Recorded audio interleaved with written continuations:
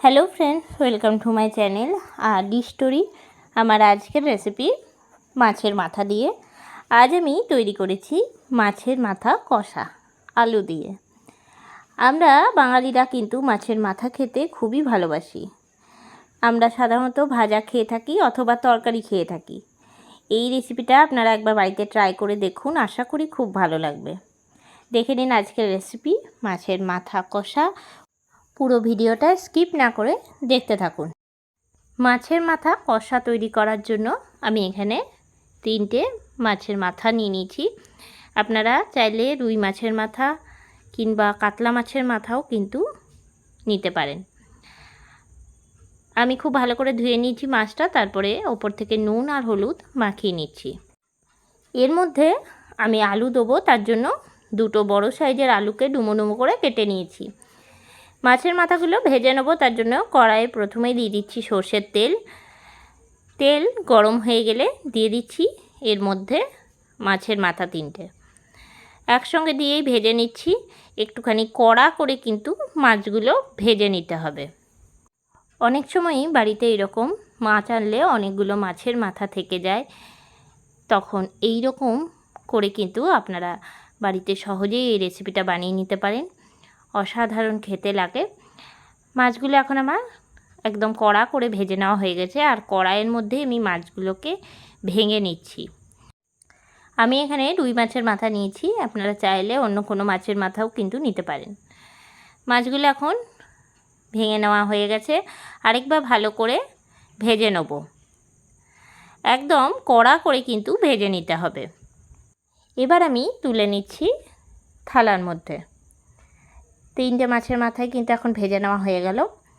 ওই তেলের মধ্যে এবার ভেজে নেব আমি আলুটা। আলুগুলো আগে থেকে আমি ডুমো ডুমো করে কেটে ভালো করে ধুয়ে রেখে দিয়েছিলাম। লাল করে আলুটা আমি ভেজে নিচ্ছি। গ্যাসের ফ্লেমটা হাইতে করে ভালো করে প্রথমে নাড়িয়ে নিচ্ছি। আলুটা ভাজা হতে হতে অন্যদিকে একটা মশলা তৈরি করে নিচ্ছি। মিক্সিং জারের মধ্যে দিয়ে দিলাম কয়েক কোয়া রসুন, আদার টুকরো, আর দিয়ে দিলাম 2টো কাঁচা লঙ্কা। সামান্য জল দিয়ে পেস্ট করে নিচ্ছি। অন্যদিকে আলুটা লাল করে ভেজে নেওয়া হয়ে গেল, বাটির মধ্যে তুলে রাখছি। আলুটা ভাজতে ভাজতে কিন্তু এখন অনেকটাই প্রায় সেদ্ধ হয়ে গেছে। ঠিক এরকম লাল করে ভেজে নিতে হবে। আমি কিন্তু আলুটা ভাজার সময় নুন হলুদ কোনোটাই কিন্তু দিইনি। আলু ভেজে নেওয়ার পরে ওই তেলের মধ্যে আমি ফোড়ন দিয়ে দিচ্ছি। ফোড়নে দিচ্ছি 1/2 চামচ গোটা জিরে, তেজপাতা দিয়ে দিচ্ছি, এলাচ আর দারচিনির টুকরো, 2টো ছোটো এলাচ আর 2টো ছোটো করে কেটে নিয়েছি দারচিনির টুকরো। ফোড়নটা খুব ভালো মতন রেডি হয়ে গেলে এর মধ্যে দিয়ে দিচ্ছি কুচি করে রাখা পেঁয়াজ। এখানে আমি 2টো বড় সাইজের পেঁয়াজকে একটু বড় বড় করে কুচি করে নিয়েছি। দিয়ে দিলাম তেলের মধ্যে পেঁয়াজটা দিয়ে নিয়ে লাল করে ভেজে নেব। বেশ কিছুক্ষণ ধরে এখন নাড়াচাড়া দিয়ে নিয়েছি, আর পেঁয়াজটা কিন্তু এখন অনেকটাই প্রায় ভেজে নেওয়া হয়ে গেছে। পেঁয়াজটা যখন ঠিক এরকম ভেজে নেওয়া হয়ে যাবে তখন দিয়ে দিতে হবে আদা রসুন আর কাঁচা লঙ্কার পেস্টটা। দিয়ে দিলাম, দিয়ে নিয়ে একই রকমভাবে নাড়াচাড়া দিয়ে নেব। গ্যাসের ফ্লেমটা লো টু মিডিয়ামে রাখবো। এরপরে এর মধ্যে দিয়ে দিচ্ছি কেটে রাখা টমেটো। আমি এখানে একটা বড় সাইজের টমেটোকে একটু বড় বড় করে কেটে নিয়েছি। পেঁয়াজ রসুন আদা সঙ্গেই আমি কিন্তু টমেটোটাও দিয়ে দিলাম, একই সঙ্গে কষিয়ে নেব। আপনারা চাইলে এখানে টমেটোর সসও ব্যবহার করতে পারেন, অথবা টমেটোটা একদম পেস্ট করেও কিন্তু দিতে পারেন।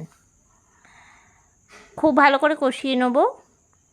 এরপরে আমি দিয়ে দিচ্ছি ওপর থেকে হলুদের গুঁড়ো 1/2 চা চামচ, দিয়ে দিচ্ছি লবণ, দিয়ে দিচ্ছি জিরে গুঁড়ো 1/2 চা চামচ, দিয়ে দিচ্ছি ধনে গুঁড়ো 1/2 চা চামচ, আর দিয়ে দিচ্ছি কাশ্মীরি লঙ্কার গুঁড়ো 1 চা চামচ রং হওয়ার জন্য।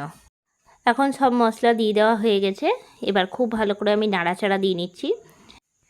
আমি এর মধ্যে সামান্য করে জল দিচ্ছি, জল দিয়ে আরও ভালো করে নাড়িয়ে নিচ্ছি। গ্যাসের ফ্লেমটা লো টু মিডিয়ামে রেখে কিন্তু 10 থেকে 12 মিনিট এই একই রকমভাবে নাড়াচাড়া দিতে হবে। মশলাটা যদি কাঁচা থেকে যায় তাহলে কিন্তু এই মাছের মাথা কষাটা কিন্তু খেতে ভালো লাগবে না। তার জন্য মশলাটাকে কিন্তু খুব ভালো করে কষিয়ে নিতে হবে। মশলা থেকে যখন তেল ছাড়তে শুরু করে দেবে তখন দিয়ে দেবো এর মধ্যে ভেজে রাখা আলুটা। আমি এখানে মাছের মাথা কষাটা আলু দিয়েছি এর মধ্যে। আপনারা চাইলে আলুটা নাও দিতে পারেন, শুধুমাত্র মাছের মাথা দিয়েই কিন্তু এই রান্নাটা করতে পারেন। আলুটা দিয়ে নিয়ে আমি ভালো করে নাড়াচাড়া দিয়ে নিচ্ছি, মশলার সঙ্গে একই রকমভাবে কষিয়ে নিচ্ছি। অন্যদিকে আমি 1 কাপের মতন গরম জল তৈরি করে নেব। তবে আমি মনে করি যে যদি এই রান্নায় একটুখানি আলু দেওয়া হয় তাহলে কিন্তু খেতে খুবই ভালো লাগবে। অন্যদিকে গরম জলটা হয়ে গেছে, আলুটা খুব ভালো করে কষিয়ে নিয়ে আমি দিয়ে দিলাম জলটা। দিয়ে দিচ্ছি একটা চাপা ঢাকা আলুটা সেদ্ধ হওয়ার জন্য। যেহেতু এটা কষা তার জন্য কিন্তু আমি জলের পরিমাণটা একটু কমই দিয়েছি। বেশ কিছুক্ষণ পরে ঢাকনাটা খুলে নিলাম আর ভালো করে একবার নাড়াচাড়া দিয়ে নিলাম। এরপরে আমি দিয়ে দেবো ভেজে রাখা মাছের মাথাগুলো। মাছের মাথাগুলো আলুর সঙ্গে খুব ভালো করে একবার নাড়াচাড়া দিয়ে নিচ্ছি। মাছের মাথাগুলো দেওয়ার পরে ভালো করে নাড়াচাড়া দেবো 5 থেকে 7 মিনিট। মাছের মাথাগুলো দেওয়ার পরে ফুটিয়ে নেব। এরকমভাবে নাড়াচাড়া দিলে কিন্তু অনেকটাই কষা কষা হয়ে আসবে আর খেতেও কিন্তু দারুণ লাগে। কখনো এরকমভাবে এই রেসিপিটা একবার করে দেখবেন, আশা করি আপনাদের খুবই ভালো লাগবে। আমরা তো মাছের মাথা অনেক সময় ভাজা খেয়ে থাকি, কিন্তু এই রকমভাবে যদি তরকারি হিসাবে বা কষা খেয়ে থাকি তাহলে কিন্তু এর স্বাদটা দারুণ লাগে। বেশ কিছুক্ষণ ধরে নাড়াচাড়া করে নিয়ে কিন্তু অনেকটাই এখন কষা কষা হয়ে গেছে। ওপর থেকে দিয়ে দিচ্ছি আমি গরম মশলা গুঁড়ো আর কাঁচা লঙ্কা। আমি এখানে কাঁচা লঙ্কাটা ঝালের জন্য দিলাম, আপনারা চাইলে এই জায়গায় গোলমরিচের গুঁড়ো বা ঝাল লঙ্কার গুঁড়ো কিন্তু দিতে পারেন। কাঁচা লঙ্কা ওপর থেকে দিয়ে নিয়ে খুব ভালো করে একবার নাড়াচাড়া দিয়ে নিচ্ছি। আর একদম কিন্তু এখন জলটা শুকিয়ে গেছে আর পুরো কষা কষা হয়ে গেছে। তৈরি হয়ে গেল আমার আজকের রেসিপি মাছের মাথা কষা। কেমন লাগলো আজকের এই রেসিপিটা অবশ্যই আমাকে কমেন্ট করে জানাবেন।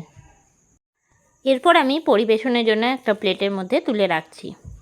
গরম গরম ভাতের সঙ্গে কিন্তু এই রকম মাছের মাথা কষা খেতে দারুণ লাগে। আপনারাও একবার বাড়িতে তৈরি করবেন, আশা করি খুব ভালো হবে।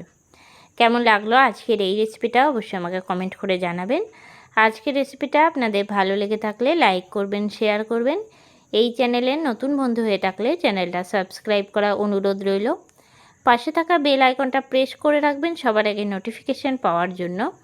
আর যারা ফেসবুক পেজ থেকে দেখছেন অবশ্যই পেজটাকে ফলো করে দেবেন। আবারও নতুন কোনো রেসিপি নিয়ে হাজির হব, সঙ্গে থাকুন আর দেখতে থাকুন। সবাই ভালো থাকবেন, সুস্থ থাকবেন। ধন্যবাদ।